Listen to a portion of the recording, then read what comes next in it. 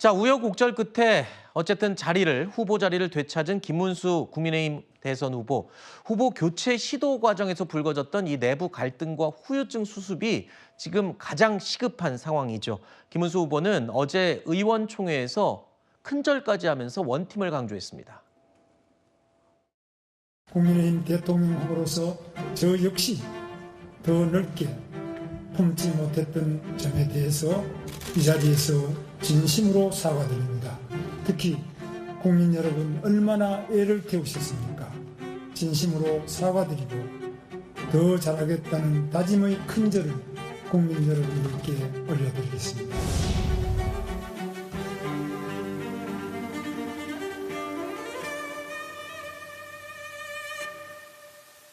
김문수. 저는 개인적으로 아무 욕심이 없습니다. 정말 자유롭게 또 보다 풍요롭게 행복하게 살아갈 수 있도록 하는데 대한민국에서는 오직 국민의힘 빼고는 할 수 있는 장이 없죠. 국민의힘이 유일한 정당이라고 생각합니다. 국민의힘 화이팅! 대한민국 화이팅! 자유 통일 화이팅! 화이팅! 자, 어제 나온 리얼미터 정당 지지율 여론조사를 살펴보겠습니다. 특징이요. 여러분도 보시면 한눈에 아시겠지만 국민의힘 빨간색 하락세가 눈에 띄었습니다. 민주당은 46.9%로 지지율이 조사가 됐고요. 국민의힘은 37.7%로 나타났습니다.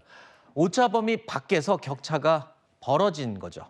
자, 국민의힘 단일화 과정에서 표출됐던 이 당내 갈등, 논란, 여기에 대해서 이 보수 지지층의 불신을 키운 것이 아니냐, 이런 분석이 나오고 있습니다. 국민의힘 내용 수습 여부가 앞으로 이어질 대선 전국에 가장 큰 영향을 주게 될 요소로 분석이 되고요. 그리고 또 하나, 의총에서 의원 30여 명이 어제 불참을 했습니다. 그러니까 김문수 후보가 대선 후보가 된 것에 불만을 가진 의원들이 안 나온 게 아니냐, 뭐 이렇게 분석을 하기도 하는데요.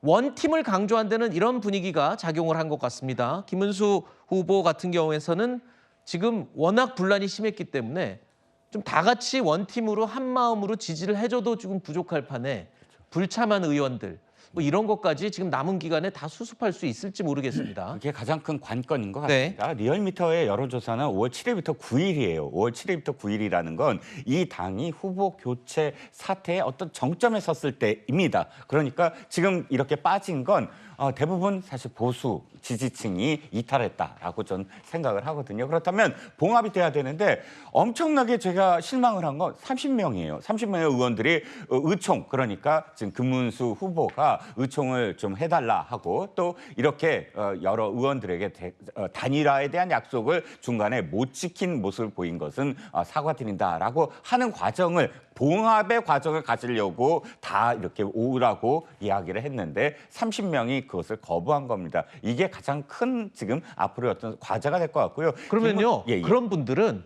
앞으로 대선에서 네. 김문수 후보가 자신들이 속한 당의 대선 후보인데 지지를 안 하겠다라는 그런 의미로 해석을 해야 되나요? 그렇지는 않겠다고 봅니다. 적극 왜냐하면 지지를 안 하겠다, 뭐 그렇죠. 이렇게 보는 건가요? 그런데 어찌됐든 이 전국적으로 유세를 돌려면 해당 지역구의 의원들이 적극적으로 나서줘야 됩니다. 그러니까요. 만약에 그때 나타나지 않는다면 그건 해당 행위 아닙니까? 그야말로 김용태 비대위원장이 앞으로 어떻게 당에 어떤 메시지를 전달하고 이것을 휘어잡을까에 대한 어떤 숙제도 있는 것이고, 단지 저는 앵커가 말씀하셨듯이 지금의 어떤 후유증 속에서의 과도기, 잠시 어떤 과도기라고 생각하고 싶지만, 그럼에도 불구하고 뭐 박수영, 뭐 성일종 의원 등등 30명의 의원들이 여기서 이탈했다는 건 자신들이 내세우는 후보가 아니면 인정할 수 없다라고 읽혀져서 과연 이게 이 당을 생각하는 선당 후사의 정신인가에 대해서는 진짜 우려를 할 수밖에 없다고 생각합니다. 네. 김문수 국민의힘 대선 후보는요, 한덕수 전 총리를 사부님으로 모시겠다면서 선대위원장직을 제안하기도 했었죠. 자, 그런데 과연 한덕수 전 총리가 이를 받아들일지도 관심이 쏠리고 있습니다.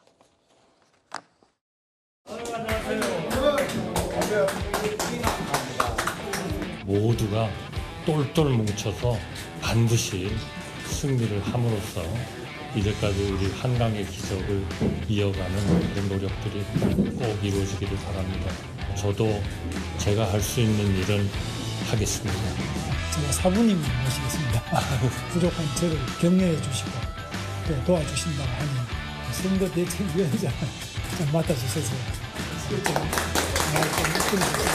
제가 할 수 있는 일을 하겠습니다만 실무적으로 어떤 그런 게 적절한지는 조금 좀 논의를 하게 하는 게 좋겠습니다. 한덕수 전 총리의 특유의 말 스타일인 것 같은데요.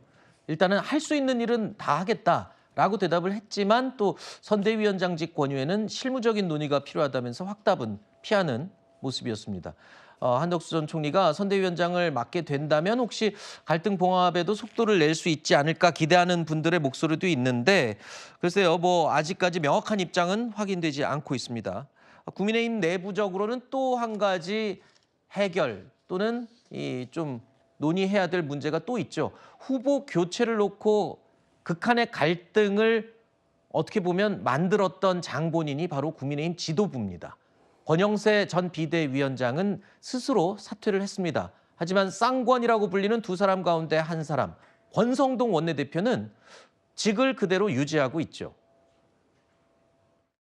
여러 가지 우여곡절이 있었지만은 당원들의 뜻이 우리 김문수 후보님에게 있는 만큼 이제는 그러한 과거의 우여곡절은 다 잊어버리고 김문수 후보님을 중심으로 우리가 똘똘 뭉쳐서 정권 창출을 위해서 매진해야 될 것이다. 오늘 출범식 아주 성대하게 또 우리 모두의 마음을 모아서 열게 돼서 무척 기쁘고 반갑습니다. 우리 모두 표를 모아야 합니다. 오늘 6월 3일 김문수 후보가 대통령이 되도록 모두 함께 앞으로 나아갑시다. 감사합니다. 자, 김문수 후보 입장에서는 대선 국면에서 원내대표를 뽑고 막 이런 식으로 진행하는 거는 부적절하다면서 재신임을 주장을 했죠. 당 내에서는 권성동 원내대표도 물러나야 한다라는 목소리가 나오고 있습니다. 책임론이 계속 제기되고 있죠. 초유의 후보 교체 시도 사태에 대한 책임. 일단은 뭐 권영세 비대위원장은 자리에서 물러났으니까 네. 일단은 형식적으로라도 책임지는 모습을 보였고 그러면 이제 남은 가장 큰 책임이 있는 사람은 권성동 원내대표인데 네. 일단은 그대로 있습니다. 오히려 선거에서 중책을 맡았죠. 선대위원장직을 수행하겠다는 것이고 그런데 지금 당원들 뜻이 김문수 후보에게 있다라는 걸 확인했기 때문에 우여곡절을 다 잊고 미래로 가자라고 하는데 뭐라고 이야기하면서 사실상 주저앉히려고 했습니까? 당원 뜻이라고 했었어요. 그런데 당원들 뜻도 제대로 확인하지 않고 그때의 당원과 이제의 당원은 다른 겁니까? 아니요, 그렇지 않죠. 이거는 민주정당이라면 상상을 할 수 없는 일이었습니다. 사실상 당원을 방패 삼아서 특정 후보를 낙마시키려고 한 거예요. 거기에는 정말 한덕수 후보를 필승카드라고 생각해서 그랬습니까? 그래 보이지 않는 거죠. 본인들의 당권, 기득권, 지방선거 공천권 이런 부분이 아마 이런 무리수의 뒷배경이지 않겠느냐고 많은 진단이 나오고 있습니다. 네. 그렇다면 홍준표 전 시장이 이야기한 대로 단순히 지금 자리 보존하는 거 적절합니까? 나아가서 그냥 원내대표직에서 사임하는 것으로 마무리되는 건 또 온당합니까? 네. 정계 은퇴까지 해야 되는 사안이라고 저 개인적으로 생각합니다. 자, 국민의힘에서는 바로 이런 비판이 좀 쓰리게 와닿는 그런 상황이겠죠. 자, 지금 이런 또 시점에서 윤석열 전 대통령이 오늘 처음으로 법원에 지상으로 걸어서 내란 혐의 재판에 출석을 했습니다. 포토라인에서 어떤 발언을 할지 관심이 쏠렸죠.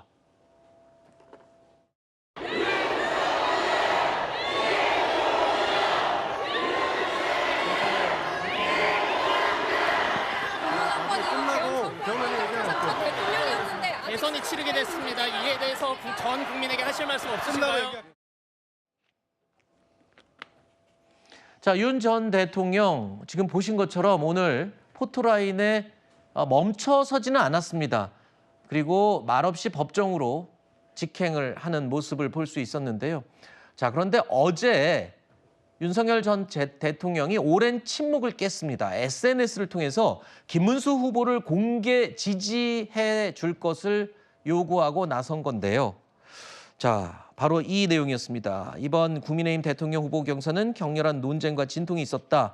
그러면서 김문수 후보를 진심으로 존경한다, 경의를 표한다 이렇게 얘기를 했습니다. 그런데 국민의힘 일각에서는 좀 가만히 계시기를 바란다 뭐 이런 식의 성토도 쏟아졌다고 해요. 오히려 선거에는 악재라는 얘기도 했다면서요?